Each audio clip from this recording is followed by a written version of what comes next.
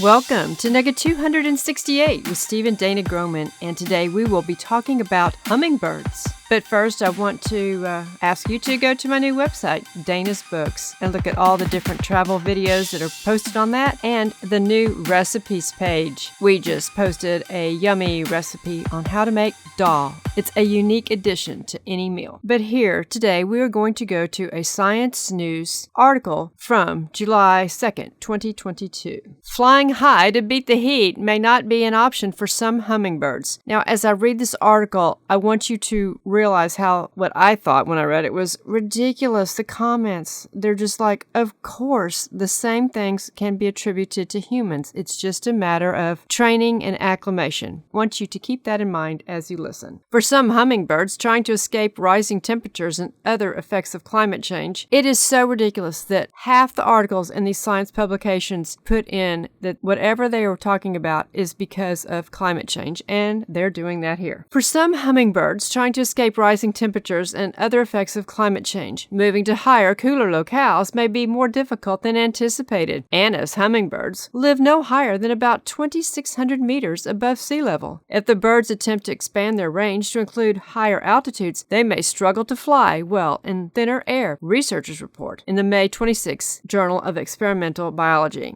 I remember when we were at a church one time in Buena Vista, Colorado, and they had oxygen in the back of the church in case someone got lightheaded. And they were telling us that if we started feeling lightheaded or whatever, to chew on Rolaids that would help us to acclimate to the higher elevation. See Anna, shown below, has expanded its range in the past. Once found only in Southern California, the hummingbird now lives as far north as Vancouver, says ecologist Austin Spence of the University of California, Davis. That expansion is probably due in part to rising temperatures, he says. Maybe they're just checking out new places in beautiful California. I would. Spence and colleagues collected 26 wild Anna's hummingbirds in California and took the birds to an aviary about 1,200 meters above sea level. There, the team measured the birds' metabolic rates, a proxy for energy use when hovering. The researchers repeated the measurements at a field station 3,800 meters above sea level. The birds' metabolic rates were an average of 37% lower at the field station than at the aviary, the team found. Hovering at high altitudes where the air is thin should take more energy, resulting in high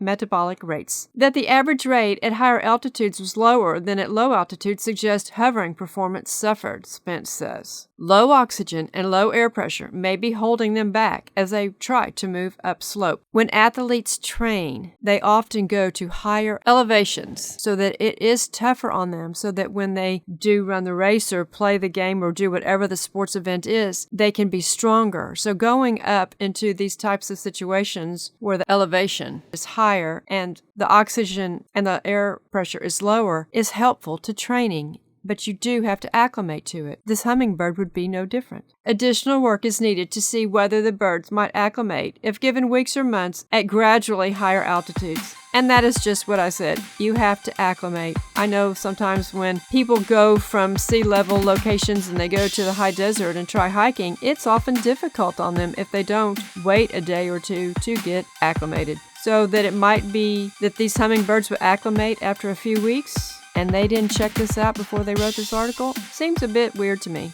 Hummingbirds are fabulous, incredible creatures to watch. It's all part of God's beautiful creation. If you appreciate our content, tell others and repost on your social platforms. Thank you.